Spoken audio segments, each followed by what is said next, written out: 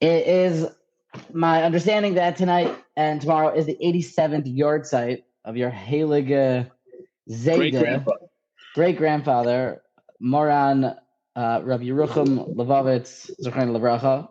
Correct. And Chai Sivan, 1936. Tafresh Tzadik Vav. And therefore, I thought that it would be exciting to have you on the podcast to ask you some questions to further understand this great gadol. He's someone that I am enamored by. And I will try my best to answer, but don't think for a second that I understand him, because I don't. But I can tell you what I know just from growing up with him as the backdrop of my life. Nobody understands him. He was too great for us to understand, I hear. So let us get right into it. Would you perhaps like to give the audience just a introduction as to who you are and your relationship to this great individual? Okay, so like I said, my father, his name is Rav Yeruchom Levovitz. He was the first in the family named after his grandfather. My father's father, my grandfather, was Rav Yisroel Levovitz, as Rav Yeruchom's son, and then Rav Yeruchom was my great grandfather.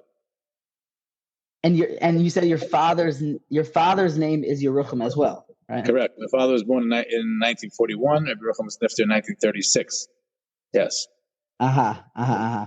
It is. I must just to kick off the conversation. Is it someone that I have sort of a feeling that it's kind of found new love and new respect about this figure. I mean, there has only been a biography that's come out about him now almost 87 years after he's passed away. And it makes no sense to me. And it feels like some sort of wave is coming with his Mussur and his approach. Do you feel the same way with that? I am quite interested to hear. Well, no, again, his biography, if you take a look at the biography that came out recently in English, before that in Hebrew, it's not much of a biography per se. It's more about, his derech and his Mussur and the things that he put into people. It's more about his derech than about him as a person. Him as a person was not, there were many things about him that are obscure that we don't know about his early life, or there were pockets within his later life that we don't really know much when he was running. What does that mean? That means that we don't know much about his parents. We don't know much about where he spent his early years until he got to Kelm. We don't really know much about him. Then when he got married, we know that he went to Radin and he spent 8 years in the Chofetz Chaim's Kachim. And when once he was married, then he sort of came on the scene, being the Mashgiach in Radin. There was some, at some point he was a Mashgiach in Panovich. At some point they say he might have been something in during. He was Mashgiach in Panovich? In the town of Panovich, not in Shiva Panovich. Again, there were times during World War I, especially when he was running, a lot of running when there were pockets of years where we really don't know what was going on with him. You could pick up bits and pieces from different svarim, different books, different like sightings, for lack of a better word, of him. But until the golden years of the Mir, that's when he first really took over the scene, and from there is what we know of him. The early years, we know that when he first got married, he learned in the Kachim Koil of the Chofetz Chaim. He learned B'chavrusa with their Naftali Trupp. They finished Shas and Shulchan Aruch together. He learned the Rebbe Lapian B'chavrusa in Kelm. We do know these things about him, but the Rabbi Yeruchom that is the Rabbi Yeruchom of the Mir. Aha.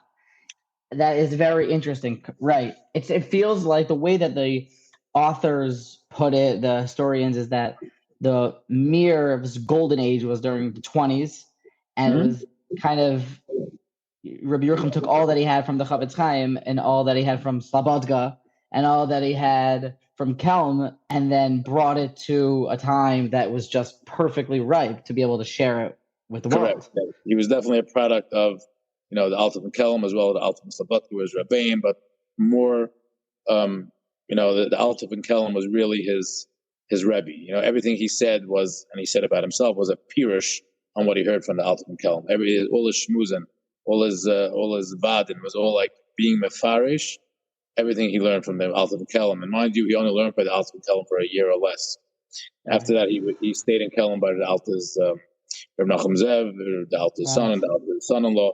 But the Alta was just a year of his life, but it was such a profound impact it had on him that the rest of his life he was, living with that and teaching that. And he was in Radin before or after Kelm? So I believe he was in Radin afterwards. Kelm was where it was his formative years. Right. Then he went to Radin after he got married. He stayed there in Koilel for 8 years, and then he sort of became the Mashgiach there. And then there was, again, it's not so clear what happened between him and the Chavetz Chaim, but it wasn't the right place for him. He was maybe too dynamic for that crowd, right, or whatever. Because that was going to ask you for some clarification on that, because the way that it's written over in the books, especially I think the way his son writes it in Das Torah, is that he felt already that it was one or two bachar that were coming over to him, and instead of going over to the Chavetz Chaim, and he felt like it was just taking away, and he was so unfitting in the presence. No? Yeah, so there's a lot of truth to that. Yeah, I mean, he was definitely felt that wasn't the place where he could or maybe should be the go-to person. The Chavetz Chaim was there, and the derech of the Chavetz Chaim and his derech were not always the same derech. It wasn't anything contentious or anything. Just he felt that that's just not where I belonged. Interesting. So there's the other side of the story is that perhaps it wasn't the same mahalach between Rav Yeruchom and the Chavetz Chaim. Azoi? Something like that. Yeah. Again, I can't tell you with clarity. I've heard various different versions of the story from different people from different svarim. It just wasn't. It wasn't where he belonged. He just felt that he can be more productive elsewhere and less of of an issue with the derech of what was going on around him. That's my understanding. I got it. And from Radin, he then went immediately to his next stellar, his next position? It's not immediately, because, he did, at one point they wanted him to come to Kelm, and then World War I got in the way. It wasn't a smooth sailing type of thing at all. There was an issue going on in the Mir at the time, which is why they brought him in, actually. It wasn't like he just one Mashgiach passed away and needed another one. Mm-hmm. The Mir that we know of, the Alta Mir, and the Blade Mala and the Reform program, that Mir, before he came in, it was a very old yeshiva. It was I think it was the second oldest yeshiva after Volozhin. But at that time, there was a lot of, let's say, I don't know if you want to call it mismanagement, or it wasn't. Things weren't going smoothly, and Rav Yisroel Levovitz, who was Rosh Yeshiva at the time, saw that he needed to bring someone in. So, I believe the Alta ben Slobodka was the one who told Rav Yisroel to bring Rav Yeruchom in, and it was really a tremendous thing on Rav Yisroel's part, because I think he knew going in that he was pretty much giving the yeshiva away to Rav Yeruchom. Yeruchom's personality was such that when he came over to the yeshiva, I mean, Rav Yisroel was the Rosh Yeshiva, but Rav Yeruchom became the guy. He was so captivating the way they put it. They all became talmidim of him. And Rav Yisroel knew that, and he didn't care, because that was his personality in general. Rav Yisroel, anything for the furtherment of Torah, whether it's his own yeshiva or a different yeshiva. He was a selfless kind of person. And he knew going in that he's giving the yeshiva to Rav Yeruchom, but that's what he wanted. That's what he did, and that's why it produced what it did. Amazing. So I must ask you about. He's obviously famous for his talks, his lectures. The way that his one-on-one meetings with people. I always think about, though, how did he spend his day? Meaning, as a mashgiach, does it mean that he would wake up with the bachrim and he daven shachas at the yeshiva?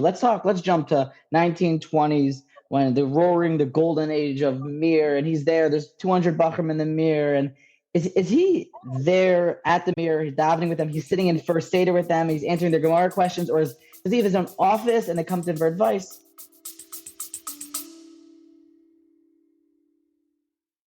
I hope you're enjoying this episode. I want to let you know about a couple different podcasts from the Motivation Congregation Podcast Network. There's the podcast of the Motivation Congregation, which is a daily Mussur idea. You get to wake up on a highlight with Mussur from Rav Dessler, Rav Yeruchom Levovitz.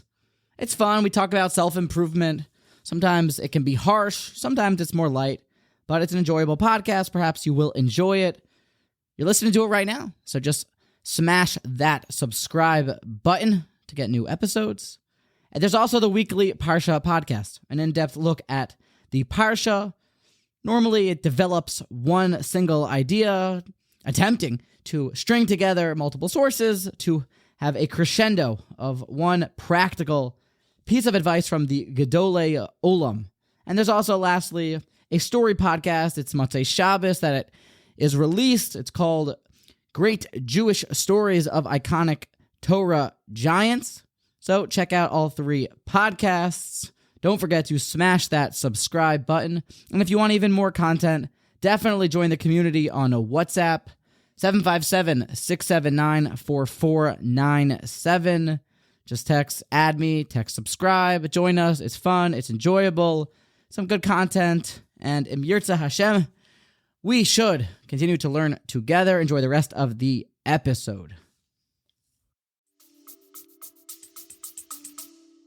So again, first of all, for a large part of the time that he was in the Mir, his family wasn't there. They were in a different city, in Ozvent, and he was in the Mir, and he only went home once a year, or maybe twice a year. But now, interestingly, just as a side, parenthetically, all his children have the same birthday.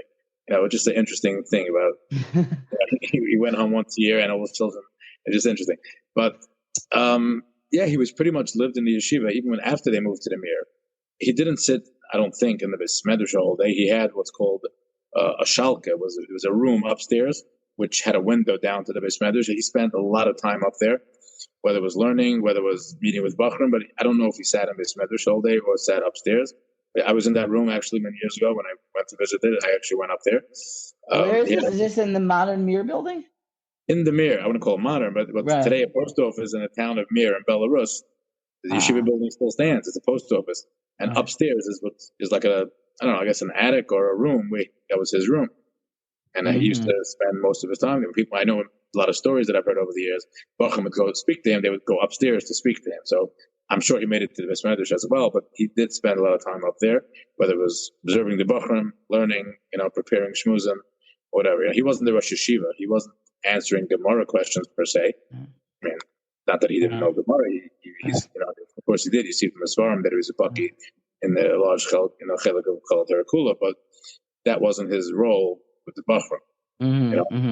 It's in trying to acquire a mahalach, like the way he would think, what he's famous for is, it's clear that the derech, it feels like to me, the derech of Rav Yeruchom is that he, would immediately take everything for face value. If Chazal say it, then that's what Chazal meant and not changing anything. And every time he would try to prove or develop a topic, it's remarkable how he's citing Mara Mekomos throughout Shas. Listen, the Brisker Rav famously said that what Reb Chaim Brisker was to the Rambam, Reb Yeruchom was to Mamari Chazal. In other words, he didn't just read Chazal and say a shmooze. Chazal was, like you said, was real to him. He took it apart. Like the way the Reb Chaim would take apart a Rambam and say, we got to dissect it and figure out what the Rambam's saying. That's what he did to Mamari Chazal. I mean, he knew Chumash and Rashi cold. I know as an interesting tidbit, my grandfather, my Shalev, when there was a kufa when I think during the World War I, whenever it was, and they were running, that my grandfather and my great grandfather would learn Chumash Rashi with him every single day for like a couple of years straight, and he would tell them that a yid has to know Chumash Rashi cold because all the Yesodis of Emuna are in Chumash Rashi. Everything, everything else is Zil Gemar. But Chumash Rashi is every side of Emuna that a yid has to know, and anything and everything that lies in Chumash and Rashi. It's unbelievable. That's what he did. I mean, he dissected that Sukkim, he dissected the Rashi, dissected the Medrash, he dissected the Rambans, and whatever. That's what he did. It wasn't like you said. If Chazal said it, it was true. Now we're going to figure out how it's true, or what they meant, and what we can learn from it. Right. And part of the cool, reason why I am so blown away by him is because it feels like, I'd love to get your thoughts about this. It feels like he comes from that world that we almost wish we could tap into of Kelm and Slobodka and Europe and all of it. But he's kind of the link where actually in the book, All for the Boss, from Ruchama Shem talking about her father, there's that famous chapter there of where it's she and her husband are speaking about their times in living in Mir, and how they see Rav Yeruchom Levovitz, and how it feels like it's this big collision between American Bachrim who are coming from, the United States of America into Mir, and it's this big connection between Europe, Slobodka, Kelm, and then, am I right in assuming that he is someone who... Yeah, so you're actually tapping into something interesting, which is the Mir had two types of Bachrim. There was what's called the Islander, which means people who came from outside of the inner Europe. That would include Americans, that would include even Germans, people who came from Canada and things like that. That's who Das Torah is. In other words, the difference between Das Chochmah-U'Mussur with the 3-volume blue set. So let's give an introduction, just to give an introduction for the audience that doesn't know. So now, and correct me if I'm wrong, but there's Rabbi Yeruchom's works are published in kind of 9 books, I guess. Maybe actually, let me let you hand it over to you to describe. Yeah, in other words, Rabbi Yeruchom himself worked to publish the Svarim of the Alta and Kelm. That was his life's work. His own work he didn't publish. His son, my great uncle, Rav Yisroel Levovitz, was the one who worked his entire life to publish Rabbi Yeruchom's works. Okay. Now the difference between Das Chochmah-U'Mussur is a 3-volume set of shmuzin. Those were basically the shmuzin that he gave in the yeshiva. He gave a shmuz 4 times a week, and the Das Chochmah-U'Mussur are shmuzin that were given. Those are much more higher level stuff. Das Torah was based on a chumash vad that he gave specifically to the Islander. Means to the people who came from America, the people who came from Germany and such, the ones that he felt did not have the bedrock, the foundation, the proper foundation that the other Bachrim had. They were on a lower level, for lack of a better term, and he felt that he had to boost their Emuna, he had to boost their connection to Chazal, to the Torah, to be B'nai Torah, to be able to be on the level of a European Ben Torah like Reb Leib Malin or Rabbi Karpelov or the lions of the Mir. The Americans had to be able to contend with that, so he gave them a lot of attention, and that was that special chumash vad, and that's what's known today as Das Torah. It's all based on that. So it's different. The shmuzim were geared to one crowd, and much more maybe higher level or deeper level or much more Kelmi or more Slobodki, and the Das Torah was much brought it down a level in a way, but not brought it down the content. That's why it's so much easier for us to relate to Das Torah stuff. Not that it's easy, but easier than the Das Chochmah-U'Mussur stuff. Das Chochmah-U'Mussur stuff is very much Kelm. Who was that given to? Who was Das Chochmah-U'Mussur taught to? That was the shmuzin. That was the shmuzin that he gave. To the whole yeshiva? Yeah, the whole yeshiva. Yeah, 4 times a week he gave a shmuz to the whole yeshiva, and that originally was printed, little pamphlets. Eventually, it got compiled into what we know as Das Chochmah-U'Mussur. Various talmidim wrote over shmuz, and then eventually it got. It wasn't your great uncle. It wasn't your great uncle who did Das Chochmah-U'Mussur? Yes, he was the one who pulled it all together, but he didn't necessarily write all of it. You know what I mean? There was other talmidim and stuff. Das Torah was very much him. That was his life's work. I remember growing up, when I was a kid, only Bereshis existed. And a year or 2 later, Shemais was published. And as I grew up, until eventually, I remember when Devarim came out, it was like a tremendous simcha, 2 volumes, Devarim. Yeah, and then that was like, wow, that was a life's work. That was a life's work of, my great uncle publishing his father's stuff for the world. That is not a Beis Medrash in Klal Yisrael that doesn't have a Das Torah, It's unbelievable. There's so many. I just imagine this chusam that he has, because there's so many ideas that it feels like these certain yesodis, like these foundations of Jewish philosophy, theology, and faith, are only brought to America. It really feels like through through his work, through Das Torah. Well, that's correct in a way, because again, you have to remember that the Mir Yeshiva was pretty much the only European yeshiva that survived as a whole. So there were many great yeshivas in Europe, and many, Bali Muster and stuff like that didn't necessarily make it out as a whole. So his talmidim survived, So there was someone there to write it, to push it out, to populate it, to propagate it. You know what I mean? That's probably the reason why. I'm not saying there were plenty of other people. There was a Lapian, there was a Dessler. Each one had their own derech, and they were definitely great people. but he had a certain dynamic which, coupled with the fact that his Talmidim survived and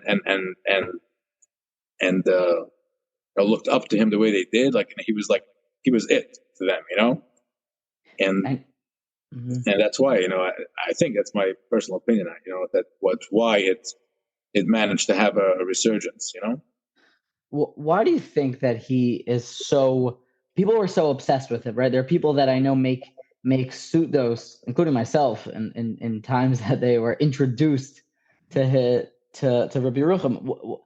Why is he so compelling? Would you say? Well, what makes him so like? I'm obsessed with the speeches. First of all, also I want to make the point that the way that the Sfarim are also written, Das Torah, he's clearly a fantastic author, Well, a lot of that is credit to my great uncle, Rav Yisroel Levovitz, who was a fantastic writer.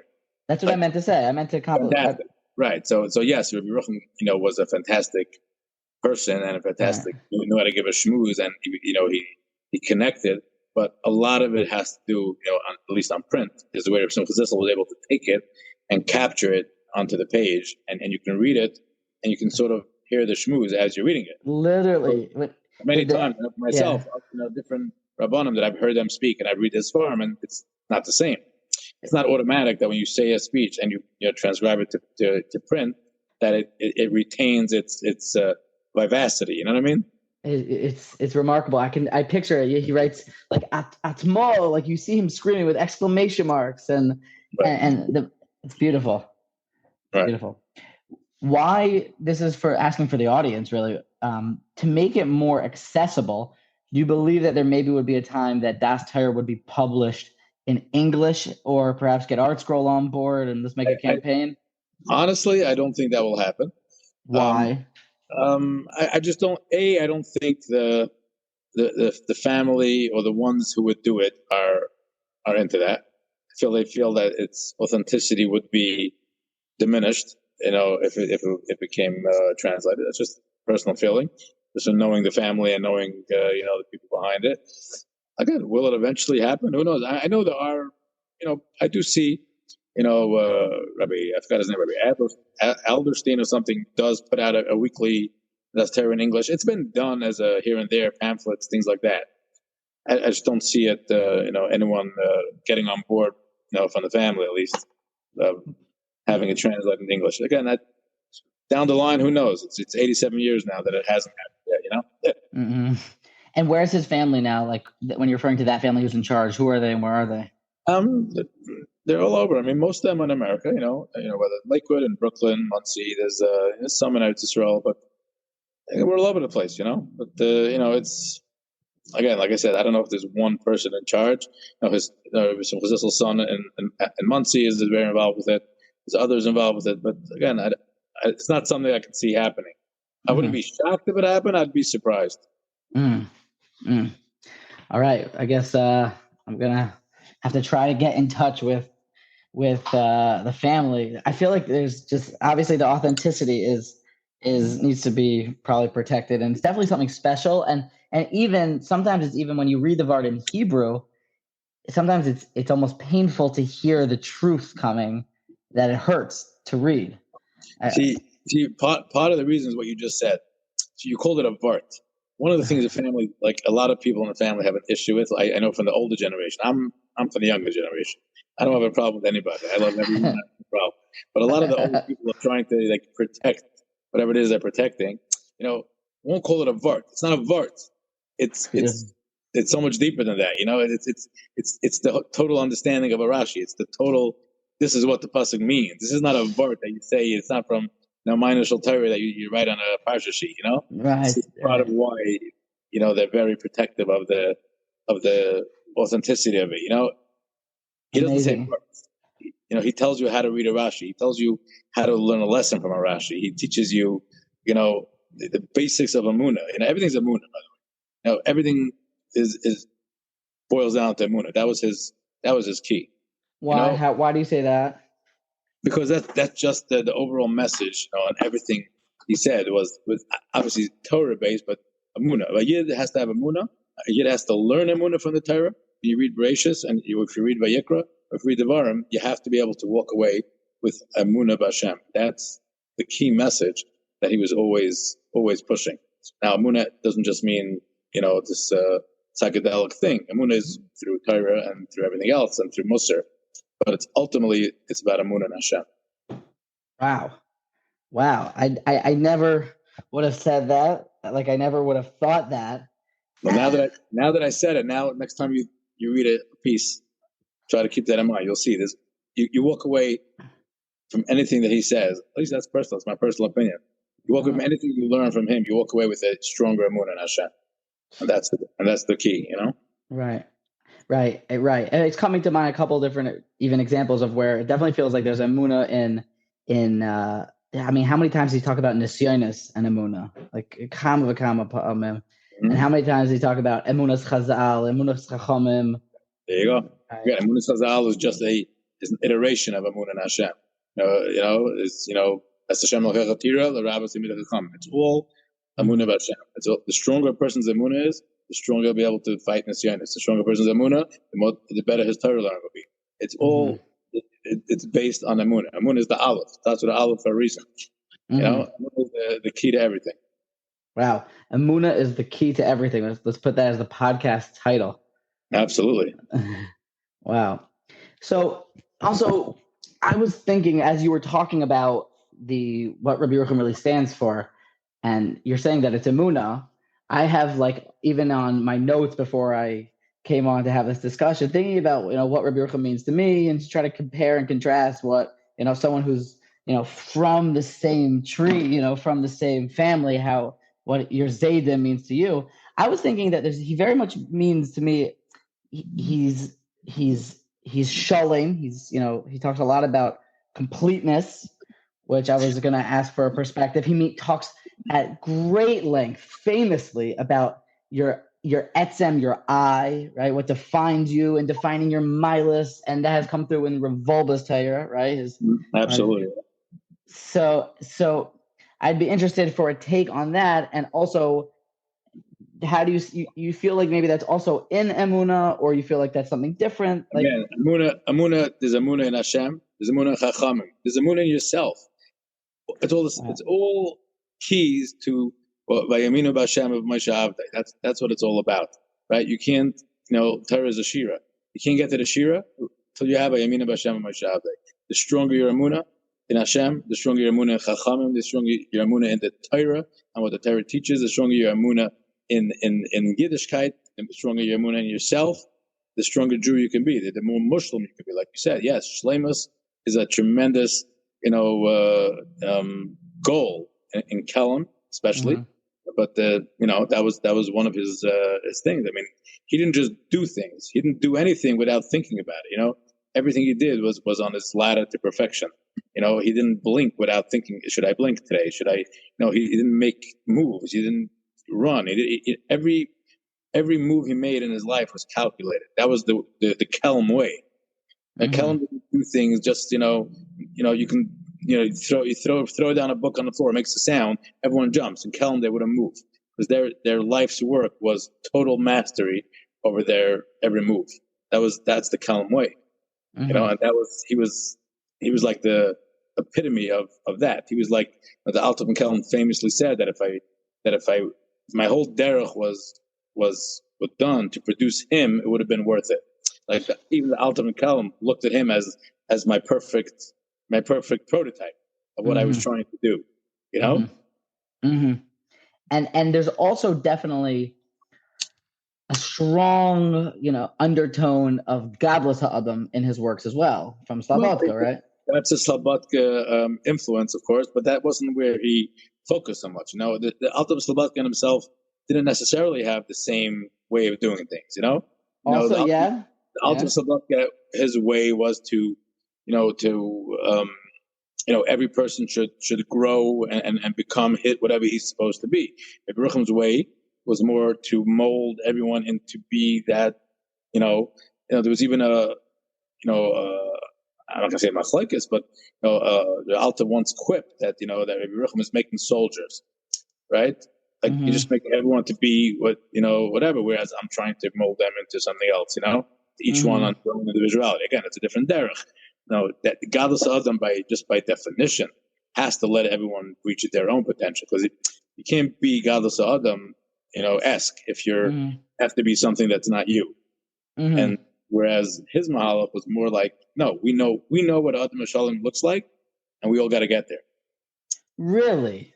So it was more of a, again, I'm not going to say it was a machlekes chas v'shalom, but it's no. I always understood, and even at the end of that story, I always understood that Rabbi Yeruchom took the Mussur and there was a change, there was a shift. Like he actually changed. The way that I've heard it over, and I know I could cite a source even. I know that Rabbi Yehuda Geber on his podcast from one of the episodes with Rabbi Yeruchom cites that story, and I believe also brings there that there there was some sort of change in the philosophy, in that the new way of education was going to be to build soldiers. But then it's clear from the writings, especially in Devarim, but we need to make sure everyone's doing it on his own derech. I mean, how many times do you say etzem? This is my own personal feeling. Again, everything I'm saying is my own personal feeling of it. There was a story that I heard actually from a reliable source that in 1929, when there was the massacre in Hebron, right? Which the Hebron was obviously Slobodka, right? And the story goes that there was a bacher who was dying on the floor bleeding, and the bacher who was bleeding turned to a bacher who was next to him and said, "Here, take blood from me and put it on yourself, so they'll think you're dead, so they won't kill you." Okay? And he saved the other bacher's life. That's what he did. He took, right? And they say, and I heard this from a reliable source, that Rabbi Yeruchom was told of this story. He said, if that's what the Alter's derech could produce, maybe he has the right derech. Again, that was godless enough to say, maybe he has a point. If that's the ultimate, if a person on the way out who's dying could stop and think about, the guy next to him, as opposed to worrying about his own life. Again, this is what I heard from a reliable source. But again, so maybe that was like a little bit of a jolt to him, that maybe there's something in it, Again, this is my own personal feelings. It's not documented or anything. It's just the personal feelings of the family, and this is a behind the scenes approach. Seems to me also that it very, very often is kind of more even true than what gets to the general public. Could be. Listen, like I said, it's not that my opinion is matters more than anyone else's, but this is just when you grow up, many decades, and this is all you hear, and you hear everything is, you hear things and you pick up things, Right, 100%. And if this, I've been itching to ask you this entire time, taking from what you think your Zayda is, and if he was around Bezman Hazeh and he would see, well, I want to give an introduction to the question, a short one, just that we definitely have already discovered that Rabbi Yeruchom is kind of, his mahalach was to always, take from even larger things. I know he left Kelm because there was some dispute about how to run it after the Alter had died, to, back and forth with, I believe it was one of the Rav Dessler's, maybe Rav Dessler's father or something, Reuven Dov Dessler. Yeah, it wasn't he left. They originally they wanted to bring him in, and he actually turned it down because of certain conditions that they didn't want to let him do. He was never there. They wanted to bring him in as a Mashgiach in Kel after Rav Nachum Belvel passed away, I believe. And what about the famous story? They're yelling back and forth in the base medrash. No, I don't think that's accurate. I mean, I think he sent certain Tanaim that he would come if X, Y, and Z happened or whatever it is, and the Kelm family at the time, wasn't ready to accept that or whatever it was. But again, it was a difference in derech as well. One of the things, for example, was Kelm. Everyone knows the big Kelm yeshiva. The largest it ever was at any point was 24 buffer. Right. So I think one of the things was that he wanted to make it larger or something. It was things like that he felt that 24 buffer was, it could be bigger. I can influence more. So this was I was going to try to get to is that he was always, it seems like from my understanding, in trying to take this philosophy, broaden it, connect it to more people, and even it seems like perhaps water it down, because as the generations get further away from Matan Torah, there is a little bit of a weaker stamina in people, it sounds like. And that's why he gave those batim to the out of towners, This seems like Lishita. So his mahalach was very much reformatting the shitos and opinions of these great ones for the new generation. So to the question, here's what I want to get to. I guess that's accurate. Oh, so let's say, fine. Let's assume Lut Yitzur, let's say. Okay. I was Bisman Hazeh, where there is definitely a lot of issues for that, or new issues in Klal Yisrael, because we're so living amongst other cultures, Gentiles and the like. We are more distracted, more than ever. And it always feels to me like we're out of sorts much more than ever. And Rabbi Yeruchom definitely was a big promoter of Seder and organization in a person's life. Absolutely. If he was asked to give Rav Yeruchom Levovitz the microphone at the Daf Yomi Siyam Hashas in Madison Square Garden, and they say, give a half-hour Mussur shmooze to the congregation and Jewish people, and what should they work on and what do they need to know to get to their goal, what do you think he would say? Well, that's a loaded question there. But I don't think he would say anything much different than what he's always said, always, again, we live in a generation where I believe the overall Nisayan that we have is a Nisayan of Emuna. And again, Chazal even say that the generation of Mashgiach is going to struggle with Emuna. Now we can say technology, etc., but it all boils down to Emuna again. And because when you believe in God, we believe the Torah is true and the Chazal is true, and the Torah doesn't change, and you don't change. It's when the times change, and when there's every time you look around, there's people trying to change. Whether it's just how do you identify, or who could you marry? Right. The whole world is just change. And the Torah says, don't change, don't change. Right. That's what he believed. We don't change. We adapt, maybe. We don't change. Again, so maybe he would adapt to the current world or to help us, but not with change. And there's a big difference. We don't change. The Torah, the Emuna b'Hashem has to be, Emuna, the pasuk says. Right? What does that mean? It doesn't mean Emuna doesn't mean faith. It means steady. Steady. Right. Moshe's hands were steady. It means that no matter what life throws at us, we're steady.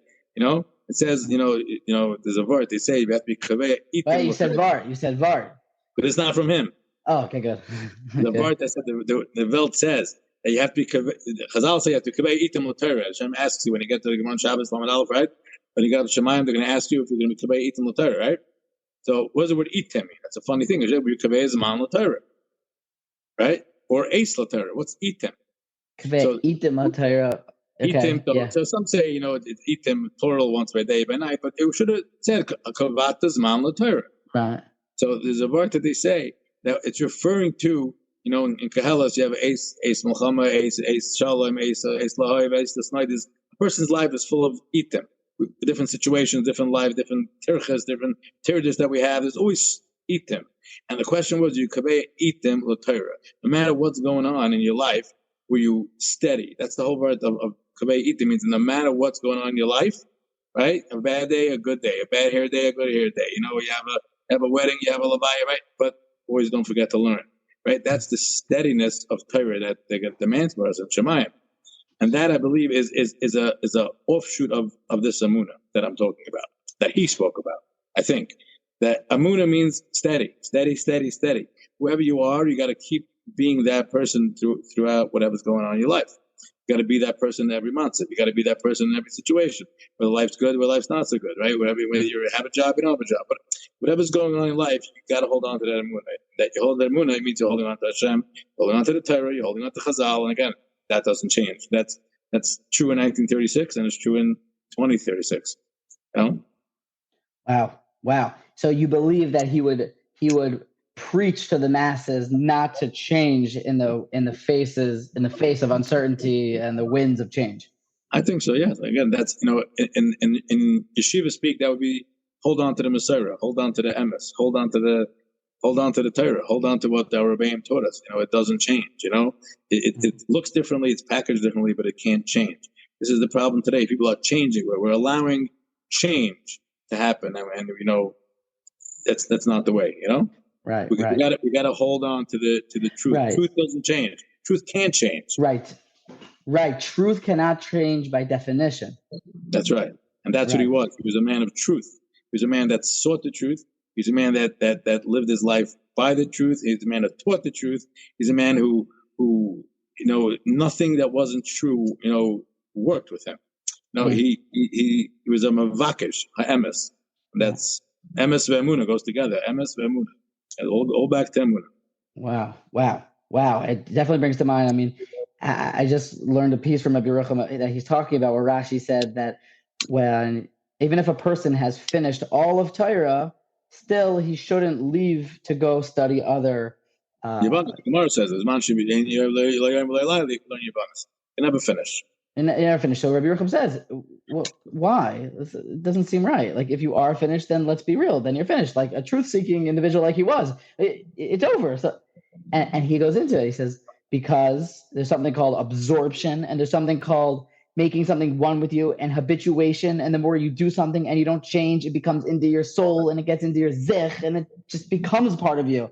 And he actually learns. It's like a mitzvah to be a fire said. I think he pretty much learns this pasuk when I think it's the Navi Yeshaya. Maybe he says that the Yidden are just they're doing their mitzvahs anashim milumada. They're doing what I wrote. I believe in that piece. I have to look it up. He says that the Navi meant to say, all these people, like the first couple words in the pasuk, all these people are just davening and they're learning, but they're just doing it by habitually. He says that the Navi changed. It's not working because they need to be doing it anashim milumada. It's a good thing anashim milumada. Pretty sure that he learns Azai. Okay. It's very. I mean, maybe I'm off, but I believe it could work nicely. I don't recall that piece, and I'm not a bucky in his Torah by any means. I mean, I know a little bit here and there, but it makes sense. It definitely makes sense that we gotta again, nobody says you should do things by rote. If you just do like the pasuk says, like Hashem says, "Libi balimam," you just be pevel. Obviously, it's not what we want, but yes, we do things because my father said so, because my Zayda said so. My father, a lot of times I ask him why we do something. That's what my father did. Right. Why he do it? Because that's what his father did. Right. That's But Avram Avinu did. Yeah, we have a Messiah. Our Messiah goes back to Yerucham, to the Altam Kelim, to the Chochmah-U'Mussur, to the Goyen. I mean, this is our Messiah. Right. Most of us, Bnei Yeshiva, we go back. Our Messiah goes to the Goyen. But anyone in Klal Yisrael, the Messiah goes back, and the Chassidim go back to the Baal Shem. You gotta come. If you want to go anywhere in life, you gotta come from somewhere. Right. Wow. Well, let's put that on a t-shirt. Right. Finishing up here, I just have a couple of other really personal questions. Hopefully the audience will enjoy them as well. But further in the Sefer Daas Torah, there is Ma'amorim and the Biurim. What's the difference between those two? Again, so the Biurim were really that was a shir that I was telling you about that he gave to the short pieces. He learned Chumash Rashi, pasuk by pasuk. Ma'amorim were more of a shmuzin that he gave, and those he probably gave to them also, but more of a shmuz, setting rather than a vad setting. So the Biurim were more like a vad setting, and the Ma'amorim were more of a shmuz setting. I don't know this for a fact, but I'm assuming that he gave them shmuzin as well. More that level. I got it. Okay. I pretty much rounds out the main points I wanted to get to. There's a couple other things that just were rumors, and I'm really probably shouldn't say, but I mean, I saw. This was something else that I was going to ask you about. Did somebody in the Levovitz family do a shidduch with Reb Shlomo Carlebach? Is that true? Yeah, absolutely. Reb Simcha Zissel, my great uncle, who worked on all of Yisrael, who wrote all of Yerucham Svarim, he married my great aunt Shlomo Carlebach, who was Shlomo Carlebach's sister. Absolutely. So how does the time work out with meaning Reb Yisroel obviously passed away before? Not Reb Yisroel. I'm sorry. Right. Zissel passed away 20 some odd years ago. He was actually when Yerucham was nifter. Interestingly, he was supposed to be he was slated to take over his slot as the Mashgiach, but he was too young at the time, so they actually sent him to kill him first, and then the war broke out, and then Chatzkel, that whole thing. But when he came back to America, he married Shalom's Kalba.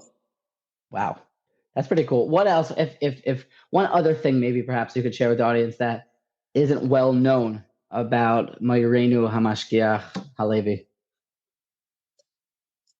Oh, I should tell you something that's not known. Or perhaps or a story, something that we were not going to get in the general. We don't give much credence to the stories. He wasn't stories would be pretty boring. You know what I mean? It's the mensch. It's what he was and what he taught and what he personified. It's not the moifsim or the stories. He was what he was. He was a kelmer. Kelmers did. The same thing every day. You know what I'm saying? Just did it better. Just like the Alton Kelm would say. When it came like a Yom and a Roim, he would say, everyone says I'm going to be better. I'm going to be better, right? He says, don't be. I'll say it in English. He says, don't be better. Be different. Sein ist besser, sei anders. I mean? To be better. You know what happens to be better? Then a few days later, you're unbetter. The point of Yom and a Roim is to change. Is to sei anders. Make a little tiny change. That's what it's all about. But I'll tell you something interesting. I don't know why I just thought about this, but he has an interesting link. Rav Yeruchom himself never in his life shaved. He writes somewhere that he doesn't believe that shaving is correct, even though in the literature world over there everyone did shave. He writes that if I would have the strength, I would abolish this whole shaving thing because he felt that a yid shouldn't shave. But why? Does he give a reasoning? He writes, me myself, I never in my life touched my beard. I guess he felt that's you got to look like a Jew too. Obviously, there's a reason why the Bnei Torah, they started shaving and looking the way they did because they were fighting Haskalah. At the time, Haskalah was making inroads, believe it or not, even into our places. The Chavetz Chaim himself was almost caught by the Haskalah. We all know that, right?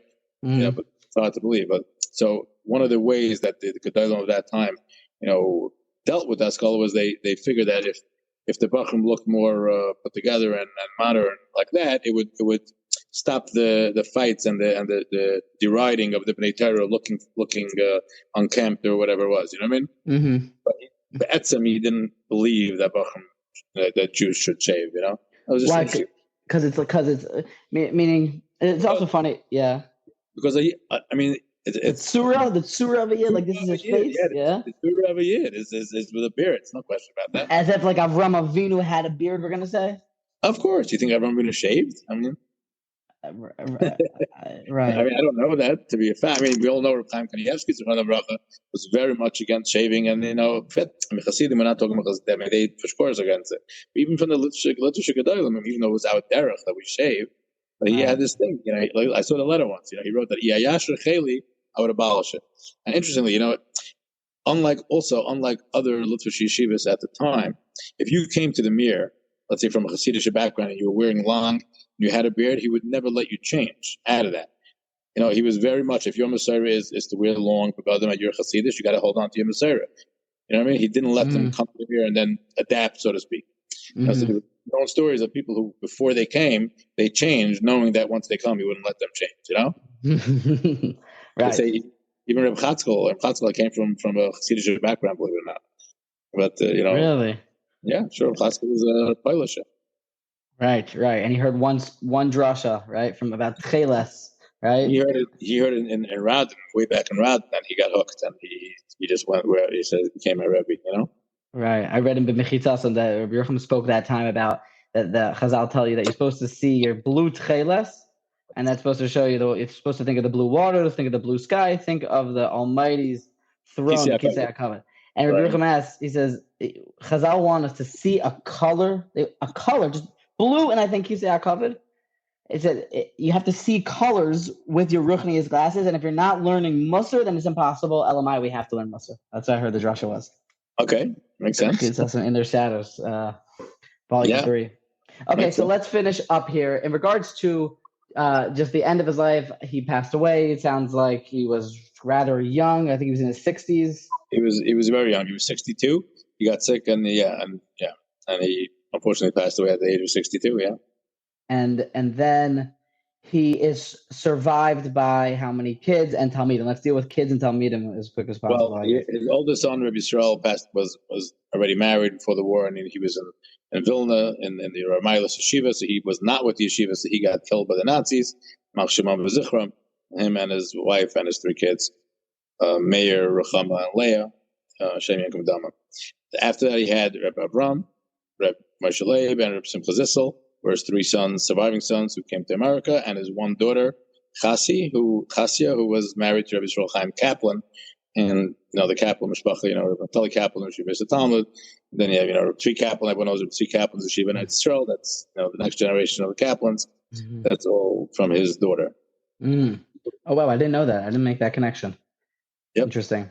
And Talmidim, it sounds like these Talmidim are Reb Leib, Malin, and Reb Chatzkel, and who's the foremost? Who's got the Messiah?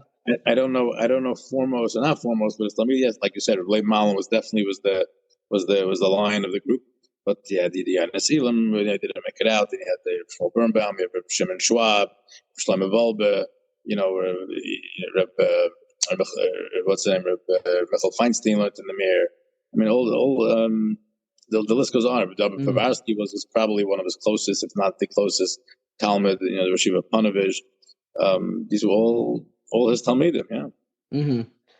It definitely seems like Reb Wolbe has kind of the Messiah in Chinuch from Reb Wolbe and again, Reb Wolbe. Interestingly, there's no question. I mean, Reb Wolbe was from Germany. He was definitely part of the group that was, the Icelander, so to speak. Mm-hmm. But he definitely got a very, very strong influence, and he took, he lived that the rest of his life, and he, everything he did, everything he saw, Wolbe was Rav Yeruchom. That's all he lived. There's no question. But again, there was various levels of Talmidim. Some of them went the Mussar route, so to speak, and some of them went the Rosh Hashiva route. Because at the end of the day, we know him from Mussar, but the Mir was Torah. The Mir was Torah. The greatest of the great. I mean, Shanghai, they sat in Shanghai and they learned. I mean, these people, there's no way to describe these people. These people were, I remember, Gottlieb, Yam Salvig, the ones who eventually became the Rosh Hashivas and Mesa Talmud, where Mesa Talmud, after the war, it wasn't really a yeshiva or a Rosh Hashiva. It started just a group of older Bachim together, and eventually the older Bachim gave Chaburas, and eventually, they became Rosh Hashivas, and that's how it was. But these, they were great. They were great people, in Torah and Midas and Tefillah, especially. That's one thing with Mir was excelled at, that it wasn't just Torah. It was Tefillah was a component. There's no Torah without Tefillah. Yeruchom was very big with that. When someone came for hair in the Mir, and Yeruchom would ask him, so when does your day start? And he would say from first Seder. He goes, no, from Shachos. If there's no Shachos, there's no first Seder. You can't come here if you're not going to keep the Starim, which means Shachos. Tefillah was a very big component in the Mir. It was like Chatz will talk about it a lot. Like, there's no Torah without Tefillah. There's no Tefillah without Torah. Right. Wow. And I know Elul he was famous for Elul, correct? Of course, Elul. I mean, all the Bali Mussar were famous for Elul. Salanta was known to say, when Elul comes, even the fish in the water tremble, right? Right. Not a mere thing. But, did he change his schedule? Did he change his schedule during Elul? It seems like he maybe spoke more during Elul. He probably did, yeah. I don't remember exactly, but he probably did. And he probably also did, I know in Kelm they did the Chochmah-U'Mussur Rush, which is actually, we're in the middle of on my WhatsApp share. We're actually doing Chochmah-U'Mussur Rush now, and we gave a whole introduction about that, about how the Bali Mussar valued that sefer tremendously. Right, and I would like to explicitly point out to the audience that if they would like to be a part of that, they should definitely click the link in the description. I am on it, and you definitely get a piece of Rabbi Yeruchom there, and it's daily, and it's tadir, and it's a kevazechat tasa b'biker, it's a kevazechat tasa ben arbayim. It's definitely interesting. We started it when Reb Chaim was nefti. We started Archas Yosher.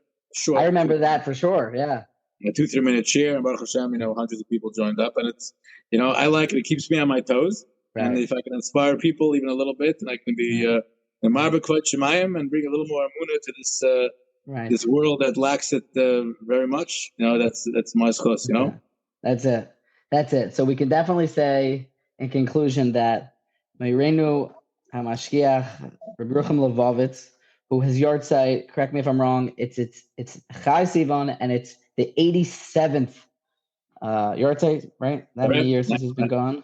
1936. Do the math. 1936. And he was a man who saw truth, and he was a man who was helping out every single one of his bachrim and connecting even some of the weaker or the ones that didn't merit to have the same background and learn Chumash Rashi with them, give drashas, prepare them, build them, and might we finish with the Torah and the Hashkafa and the inspiration that will go to people should go up and be an aliyah for his neshama. Amen. I know that it comes from a Hakar Satov point, just for myself, just how much he's given me and my family. And I would most definitely want to express tremendous gratitude that you gave this time to the audience. I know that you are very busy, and I know that you have a lot of charayis and obligations to the klal, to the general public, and therefore this time is, I am very thankful for it. And also, I would definitely like to tell the audience that they should smash the link below in order to listen, because they will not regret it. And if you have any parting words, the floor is yours. No, that's it. Thank you very much. It's a pleasure speaking with you. It's always a pleasure listening to you when I get a chance. And you should be matzliach, and you should have siyata d'shmaya, and you should keep spreading kvod shemayim, because that's what it's all about. Right. Amen. Amen. Thank you. Thank you. Kol tov. Have a good night. All right. Thank you for listening to that episode. I hope you're well. This is Michal. Don't forget to smash that subscribe button and check out all the podcasts from the Motivation Congregation Podcast Network. Please reach out on WhatsApp. Let's talk. Let's fight about these varts. Let's grow and steig together. And if you would be so kind as to like and even write a review for the podcast, that also helps grow the platform and reach more people. And I guess if you want to be less kind, you can leave a bad review. I guess that works too. Either way, smash the link below, reach out on WhatsApp, and let's be in touch. Have a great day.